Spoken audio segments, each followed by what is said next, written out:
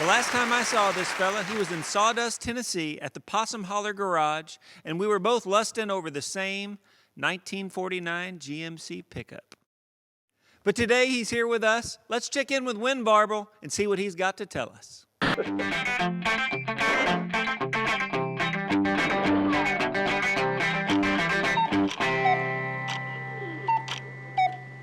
Well, about 6 months ago, W.M. Jaggers decided that he'd had that wreck with that big semi down there at the crossroads down there, and he said, I'm going to see if I can get some compensation out of him because my back's been sore ever since.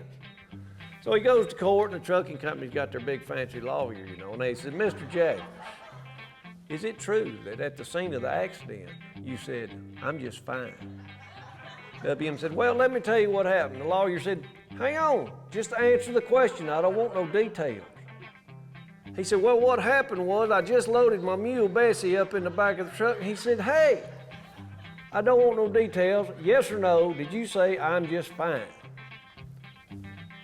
W.M. said, well, let me tell you, and the lawyer just about lost it. He told the judge, he said, get this man to answer this question, yes or no. And the judge said, wait a minute, I'm kind of interested in what he's got to say. Let's hear him out. W.M. said, well, I got my mule loaded up in the truck, pulled out the intersection there at the crossroads. Here come that semi, run the stop sign, hit my truck. I end up in this ditch, and old Bessie in this ditch.